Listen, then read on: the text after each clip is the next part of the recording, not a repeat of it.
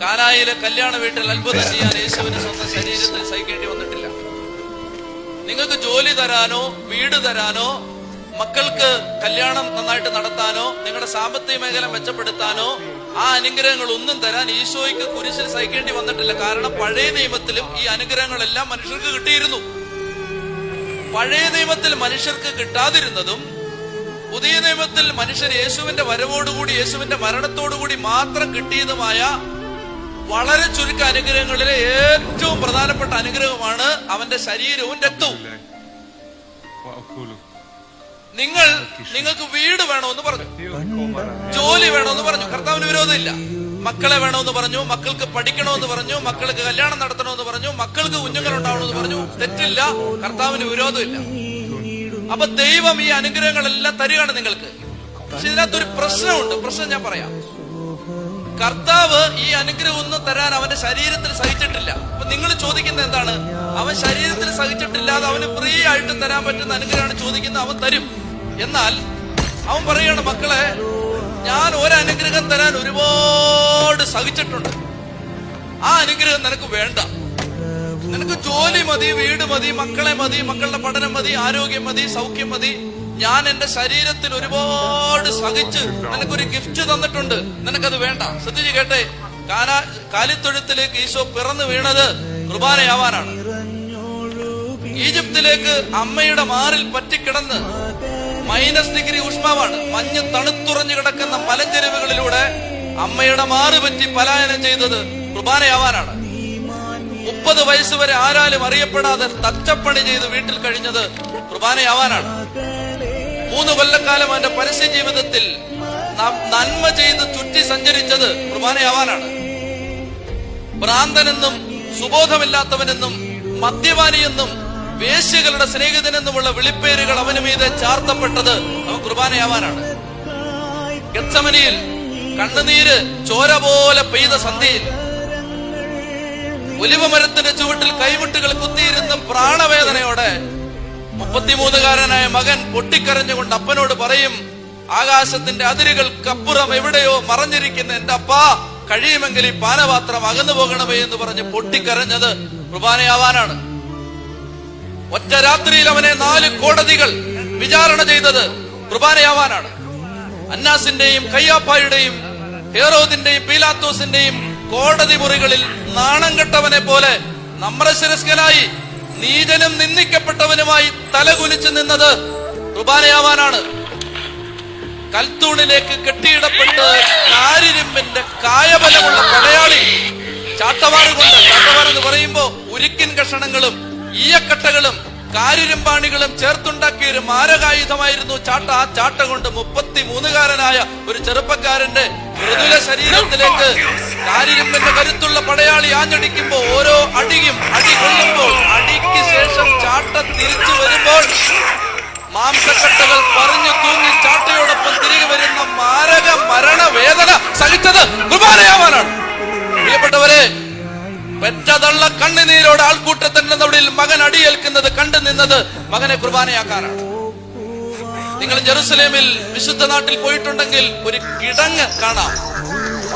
രാത്രി മുഴുവൻ അടികൊണ്ട് വേദനിച്ച് ശരീരം അവനെ വീണ്ടും വസ്ത്രം ധരിപ്പിച്ച് രാത്രി മുഴുവൻ ഒരു കിണറ്റിലേക്ക്, പൊട്ടക്കിണർ പോലൊരു കിടങ്ങിലേക്ക് കപ്പിക്കകത്ത് കയറിട്ട് തൊട്ടി കിണറ്റിലേക്ക് ഇറക്കുന്നത് പോലെ യേശുവിനെ കയറുകൊണ്ട് വരിഞ്ഞു കെട്ടി ഒരു കിടങ്ങിലേക്ക് ഇറക്കി രാത്രി മുഴുവൻ ആ കിടങ്ങിലാണ് ഇട്ടത്. ആ കിടങ്ങ് ഇപ്പോഴും ഉണ്ട് ജെറുസലേമിൽ. രാത്രി മുഴുവൻ അടികൊണ്ട് നുറുങ്ങുന്ന മരണവേദന എടുക്കുന്ന ശരീരവുമായി കണ്ണുനീരിലും ദുഃഖത്തിലും അവൻ പിടഞ്ഞത് കുർബാനയാവാനാണ്. പിറ്റേ പ്രഭാതത്തിൽ അവനെ വീണ്ടും വസ്ത്രം ധരിപ്പിച്ച് കാൽവരിയുടെ നെറുകയിലേക്ക് കൊണ്ടുപോകുമ്പോ കുരിശിന്റെ വഴിയുടെ ഫോട്ടോകളിൽ നമ്മൾ കണ്ടിട്ടുള്ള ഫോട്ടോയിലെല്ലാം ഈശോ നല്ല ആരോഗ്യത്തോടെ തോളത്ത് ലാഘവ ബുദ്ധിയുള്ള ഒരു കുരിശെടുത്തോണ്ട് പോകുന്ന പടമാണ്. അതൊന്നും അല്ല കുരിശ് മരണം. യഹൂദ ചരിത്രകാരന്മാരായ ഒക്ടേവിയൻ, ജോസേബൂസ് എന്നൊക്കെ പറയുന്ന ചരിത്രകാരന്മാർ യേശുവിനെ കുരിശിൽ മരിപ്പിച്ച കൊന്ന രീതി ചരിത്രത്താളുകളിൽ എഴുതി വെച്ചിട്ടുണ്ട്. അതെങ്ങനെയാണെന്നറിയാമോ? നെടുകയുള്ള കുരിശിന്റെ ഭാഗം നേരത്തെ തന്നെ കാൽവരിയുടെ മുകളിൽ നാട്ടിവെച്ചിരിക്കും. കുറുകയുള്ള ഭാഗമാണ് ഈശോ ചുമക്കുന്നത്. അത് തോളിൽ വെച്ച് ചുമക്കുകയല്ല. അവന്റെ കഴുത്തിന്റെ പിന്നിലേക്ക് ഈ മരക്കഷണം, അവനേക്കാൾ 10 ഇരട്ടി ഭാരമുള്ള ഈ മരക്കഷണം ചേർത്ത് വെച്ച് കയറുകൊണ്ട് കെട്ടും. അപ്പോൾ ഈശോ ഗാഗുൽത്ത മലയിലേക്ക് നടന്നു പോകുന്നത് കുരിശാകൃതിയിലാണ്. കുരിശിന്റെ വഴി പ്രാർത്ഥന ചൊല്ലിയിട്ടുള്ളവർക്കറിയാം.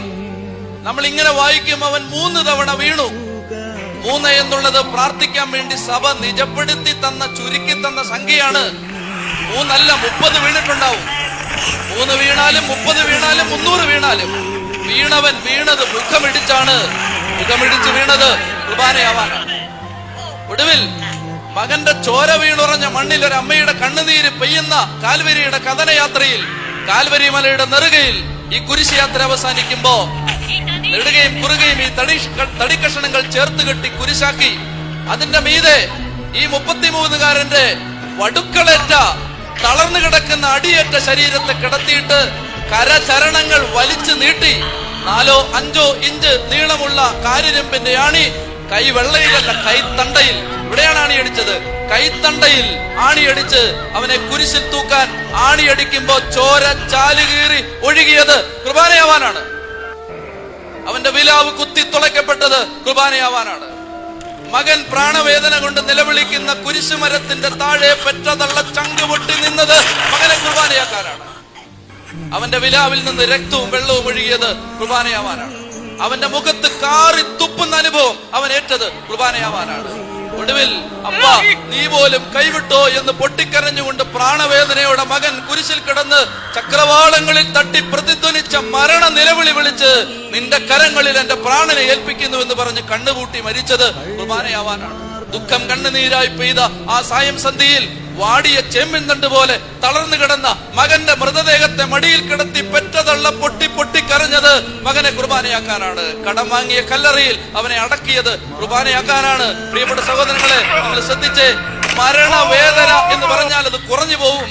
മരണത്തെക്കാൾ വലുതാണ് എന്റെ വേദന എന്ന് പറഞ്ഞുകൊണ്ട് കരഞ്ഞ ഈശോയെ നിങ്ങൾ ഓർക്കണം. അങ്ങനെ കരഞ്ഞ് കരഞ്ഞ് കരഞ്ഞ് കരഞ്ഞ് കരഞ്ഞ് ഉരുകി തീർന്ന് കാൽവരിയുടെ നെറുകയിൽ അവൻ അവന്റെ ശരീരവും രക്തവും കീറി മുറിക്കുന്നതിന്റെ തലേരാത്രിയിൽ ശിഷ്യന്മാരെ 12 പേരെ ഒരുമിച്ചിരുത്തിയിട്ട് അവൻ പറഞ്ഞു, മക്കളെ, എന്റെ ശരീരം നാളെ കീറി മുറിക്കപ്പെടും, എന്റെ രക്തം നാളെ കുരിശിലൂടെ കാൽവരിയിലൂടെ ഒഴുകും. എന്റെ ശരീരമാണ് ഈ അപ്പം, എന്റെ രക്തമാണ് ഈ വീഞ്ഞ്, ഇത് നിങ്ങൾ ഭക്ഷിക്കണം, ഇത് നിങ്ങൾ കുടിക്കണം എന്ന് പറഞ്ഞ് ശരീരവും രക്തവും ഭക്ഷിക്കാനും പാനം ചെയ്യാനും വെച്ച് തീരെഴുതി ഒരു നൈവേദ്യം പോലെ നമുക്ക് നേരെ വെച്ച് നീട്ടിയിട്ട്, പ്രിയപ്പെട്ടവരെ, നമുക്ക് വീട് മതി, ജോലി മതി, മക്കള് മതി, മക്കളുടെ ആരോഗ്യം മതി, മക്കളുടെ പഠനം മതി, മക്കളുടെ എൻട്രൻസ് മതി, യേശുവിനെ വേണ്ട, യേശുവിന്റെ ശരീരം വേണ്ട, യേശുവിന്റെ രക്തം വേണ്ട.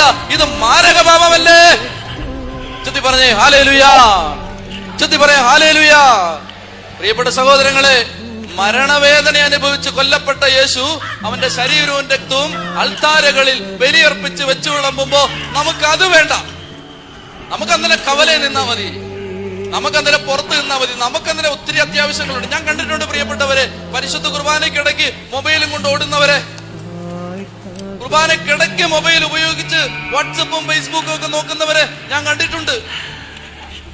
എന്റെ പ്രിയപ്പെട്ടവരെ, ഞാൻ നിങ്ങളോട് ചോദിച്ചോട്ടെ, നിങ്ങൾ ബഹുമാനപ്പെട്ട മുഖ്യമന്ത്രിയെ കണ്ടുകൊണ്ടിരിക്കുമ്പോ നിങ്ങൾക്ക് ഫോൺ വന്നാൽ നിങ്ങൾ എടുക്കുമോ? നിങ്ങളൊരു പോലീസ് സൂപ്രണ്ടിന്റെ മുമ്പിൽ ഒരു പരാതി കൊടുക്കാനിരിക്കുമ്പോ നിങ്ങൾക്ക് ഒരു ഫോൺ വന്നാൽ 5 മിനിറ്റ് ഇറങ്ങി പോവോ? നിങ്ങളുടെ ദൈവം വെറും 7ആം കൂലി ആയതുകൊണ്ടല്ലേ നിങ്ങൾ അവന്റെ ബലി നടക്കുമ്പോൾ ഫോണുമായിട്ട് ഓടുന്നത്, നിങ്ങൾ വൈകി വരുന്നത്? എന്റെ പ്രിയപ്പെട്ട സഹോദരങ്ങളെ, നിങ്ങൾ ശ്രദ്ധിക്കണം. കർത്താവ് വില കൊടുത്ത് വേദനിച്ച് തന്ന സമ്മാനമാണിത്. ആ സമ്മാനത്തെ താഴ്ത്തിക്കെട്ടരുത്, അത് വേണ്ടെന്ന് പറയരുത്. Abusing the gift is abusing the giver. സമ്മാനത്തെ നിന്ദിക്കുന്നത് സമ്മാനം തന്നവനെ നിന്ദിക്കുന്നതിന് തുല്യമാണ്. അതുകൊണ്ട് എന്റെ ഒന്നാമത്തെ ആശയം ഇതാണ്: വിശുദ്ധ കുർബാന തരാൻ വേണ്ടി ഈശോ സഹിച്ചതുപോലെ മറ്റൊന്നിനും വേണ്ടി ഈശോ സഹിച്ചിട്ടില്ല. നമുക്കത് വേണ്ടല്ലേ? നമ്മുടെ കുടുംബങ്ങൾക്ക് അത് വേണ്ടല്ലേ? നമ്മുടെ മക്കൾക്ക് അത് വേണ്ടല്ലേ? എന്നിട്ട് ദുരിതങ്ങൾ വരുമ്പോ നമ്മൾ പറയാണ്, കർത്താവേ, ജോലി താ, വീട് താ, മക്കളെത്താ, ഞങ്ങൾക്ക് സമാധാനം താ. ഈശോ പറയും, മക്കളെ, പ്രാണൻ പൊട്ടി ഞാൻ നിങ്ങൾക്ക് എന്റെ ശരീരവും രക്തവും തന്നിട്ട് നിങ്ങൾക്ക് വേണ്ട, നിങ്ങൾക്ക് ജോലി മതിയല്ലേ? 10ാമത്തെ 20ാമത്തെ അനുഗ്രഹം മതി നിങ്ങൾക്ക്, 1ാമത്തെ അനുഗ്രഹം വേണ്ടേ? എന്റെ പ്രിയപ്പെട്ട സഹോദരങ്ങളെ, ഇനി രണ്ടാമതായിട്ട് നമ്മൾ ചെയ്തുകൊണ്ടിരിക്കുന്ന ചില കാര്യങ്ങളുണ്ട് പ്രിയപ്പെട്ടവരെ, നമ്മൾ ചെയ്യരുത് ഒരിക്കലും. എന്ന് വെച്ചാൽ ഞാൻ നേരത്തെ പറഞ്ഞു, നമുക്കൊരു ഫോൺ വന്നാൽ നമ്മൾ എടുത്തോണ്ട് ഓടും കുർബാനയ്ക്കിടയ്ക്ക്. എത്രയോ പേരാണ് ദേവാലയത്തിൽ വൈകി വരാൻ ഒരു മടിയില്ലാത്തവര്. എന്റെ പ്രിയപ്പെട്ടവരെ, ഞാൻ ആരെയും വിധിക്കുകയല്ല, വിധിക്കാൻ എനിക്ക് അവകാശമില്ല. ഞാൻ ചില യാഥാർത്ഥ്യങ്ങൾ ചൂണ്ടിക്കാണിക്കും. നിങ്ങൾ ദേവാലയത്തിൽ താമസിച്ചു വരുന്നു, നല്ലത്. നിങ്ങളത് ചിന്തിക്കാൻ വേണ്ടി ഞാൻ പറയാം. നിങ്ങളുടെ മകനോ മകൾക്കോ 10ാം ക്ലാസ്സിലെ പരീക്ഷയാണ്. 9:30 മണിക്ക് ഹോളിൽ കയറണം, 10 മണിക്ക് പോയാൽ മതി എന്ന് നിങ്ങൾ ഏതെങ്കിലും അപ്പനും അമ്മയും പറഞ്ഞിട്ടുണ്ടോ ഇന്ന് വരെ? 9 മണിക്ക് നിങ്ങളുടെ കുഞ്ഞിന് സർജറിയാണ്, 7:30 അഡ്മിറ്റ് ചെയ്യണം. തിരുവനന്തപുരത്താണ് സർജറി, നിങ്ങൾക്ക് അടൂരിൽ നിന്ന് പോകണം. നിങ്ങൾ ഏതെങ്കിലും അപ്പനും അമ്മയും പറഞ്ഞിട്ടുണ്ടോ ഡോക്ടറുടെ തോന്നിയാസത്തിന് ഓരോ സമയം വെച്ചാൽ ഇവിടെ പോകാൻ ആളെ കിട്ടത്തില്ല, ഞങ്ങൾ 11-ന് പോകുന്ന ആരെങ്കിലും പറയുമോ? വേണ്ട.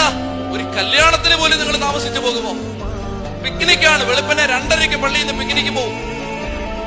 നിങ്ങൾ 2 മണിക്ക് എത്തില്ലേ? ആരെങ്കിലും പറയുമോ 3:30 ഞങ്ങൾ വരുമെന്ന്? നിങ്ങളുടെ മക്കൾക്ക് ഇന്റർവ്യൂ ആണ്, 10 മണിക്ക് ഇന്റർവ്യൂ, 10:30 ഞങ്ങൾ ചെല്ലുമെന്ന് നിങ്ങൾ ആരെങ്കിലും പറയുമോ? നിങ്ങളുടെ സകല കാര്യത്തിലും നിങ്ങൾക്ക് കൃത്യനിഷ്ഠയുണ്ടായിരുന്നു, നിങ്ങളുടെ ദൈവത്തിന്റെ കാര്യത്തിൽ നിങ്ങൾക്കൊരു സമയബോധം ഇല്ലല്ലോ. അതിന്റെ അർത്ഥം എന്താണ്? നിങ്ങളുടെ വീടിന് ആ ദൈവം വെറും വേസ്റ്റ് ആണെന്നല്ലേ, വെറും ഏഴാങ്കൂലിയാണെന്നല്ലേ, വെറും വിലകെട്ടവനാണെന്നല്ലേ, വെറും വിലയില്ലാത്തവനാണെന്നല്ലേ അതിന്റെ അർത്ഥം? നിങ്ങൾക്ക് ജോലി വലുതാണ്, നിങ്ങളുടെ മക്കള് വലുതാണ്, ട്യൂഷൻ വലുതാണ്, നിങ്ങളുടെ ആരോഗ്യം വലുതാണ്, നിങ്ങളുടെ വരുമാനം വലുതാണ്, നിങ്ങളുടെ ജോലി സ്ഥലം വലുതാണ്. നിങ്ങൾക്ക് നിങ്ങളുടെ ദൈവം വെറും ചീപ്പായതുകൊണ്ടല്ലേ നിങ്ങൾ താമസിച്ചു വരുന്നത്? ചൊല്ലി പറഞ്ഞേ ഹല്ലേലൂയാ, ഹൃദയം തുറന്ന് ഹല്ലേലൂയാ, ഹല്ലേലൂയാ. പ്രിയപ്പെട്ട സഹോദരങ്ങളെ, കർത്താവ് ഈ രാത്രി നമ്മളോട് പറയാൻ ആഗ്രഹിക്കുന്നത്, സാത്താൻ ചില തെറ്റായ ബോധ്യങ്ങൾ നമ്മുടെ തലയിൽ കുത്തിവെച്ചിട്ടുണ്ട്. ഇനി ഒരുപാട് പേരുടെ പരാതി എന്താണെന്നറിയാമോ? ഇത് ഒരുപാട് നീണ്ടുപോകുന്നു, ഇതെപ്പം തീരും? ഒരുപാട് പേരുടെ പരാതി അതാണ്. ഇത് നട്ടല് കൊണ്ടുന്നു, ഞങ്ങൾക്ക് ഭയങ്കര വേദനയാണ്, കാലിന് വേദനയാണ്, കൈക്ക് വേദനയാണ്. പ്രിയപ്പെട്ടവരെ, ഒരു കാലത്ത് ഞാനും അങ്ങനെ ചിന്തിച്ചിട്ടുണ്ട്. ഞാൻ അങ്ങനെ വിചാരിച്ചിട്ടുണ്ട്, ദൈവമേ ഇതിന് മാത്രം മനുഷ്യനെ എന്തിനാ ബുദ്ധിമുട്ടിക്കുന്നത്? ചെറിയ 10-15 മിനിറ്റ് കൊണ്ട് ചെറിയ കുർബാനയൊക്കെ ചൊല്ലി ആളുകളെ വിട്ടൂടെ? പ്രിയപ്പെട്ട സഹോദരങ്ങളെ, ദൈവം എനിക്ക് മറുപടി തന്നു. ഞാൻ ആ മറുപടി നിങ്ങളോട് പറയാം. ദൈവം ചോദിക്കുന്നത് ഇങ്ങനെയാണ്: മക്കളെ, നിങ്ങൾ എന്താണ് ബലിപീഠത്തിൽ ആഘോഷിക്കുന്നത്? നിങ്ങൾ ഞായറാഴ്ച വന്നിട്ട് എന്താ ഓർക്കുന്നത്? കർത്താവേ, നിന്റെ മരണമാണ് ഓർക്കുന്നത്. എന്റെ മരണം എന്താണെന്ന് നിനക്കറിയാമോ? എന്റെ മരണം ജെറുസലേം ദേവാലയത്തിൽ 2 ലക്ഷം കുഞ്ഞാടുകളെ പെസഹാ തിരുനാളിന് 1 വർഷം കൊല്ലുമായിരുന്നു. ഞാൻ വെറുതെ ചുമ്മാ ഒരു കണക്ക് പറയല്ല, നിങ്ങൾ ചരിത്രം വായിച്ചു നോക്കണം. 2 ലക്ഷം ആടിനെ ഒരു പെസഹാ തിരുനാളിന് കൊല്ലുമായിരുന്നു ജെറുസലേമിൽ യേശുവിന്റെ കാലത്ത്. 2 ലക്ഷം ആട് അനുഭവിച്ച വേദനയേക്കാൾ വലുതായിരുന്നു ഈശോ കുരിശിൽ അനുഭവിച്ച വേദന. അപ്പൊ ഈശോ പറയുകയാണ്, മോനെ, മക്കളെ, വിശുദ്ധ കുർബാന എന്ന് പറഞ്ഞ് നീ ആഘോഷിക്കുന്നത്, നീ ആചരിക്കുന്നത് കുഞ്ഞാടിന്റെ കഴുത്തറക്കപ്പെട്ടതിന്റെ ഓർമ്മയാണ്. കുഞ്ഞാടിന്റെ കഴുത്തറക്കപ്പെട്ടപ്പോ കുഞ്ഞാടിന് അതൊരു എന്റർടൈൻമെന്റ് ഈവന്റ് ആയിരുന്നില്ല.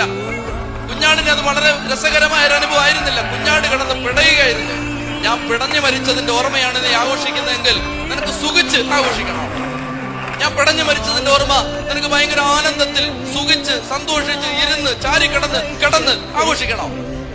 നട്ടല് പൊട്ടി കുർബാനയ്ക്ക് നിൽക്കണം. പൊട്ടി വേദനിക്കുന്ന ഉരുകുന്ന കാലും ചവിട്ടി കുർബാനയ്ക്ക് നിൽക്കണം.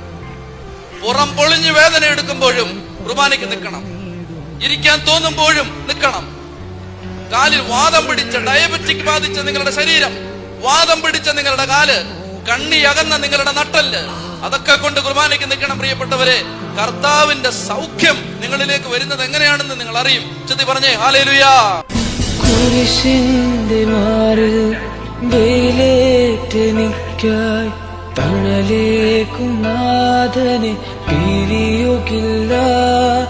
ഇല്ല, ഞാനെങ്ങുമേ പോവുകില്ല.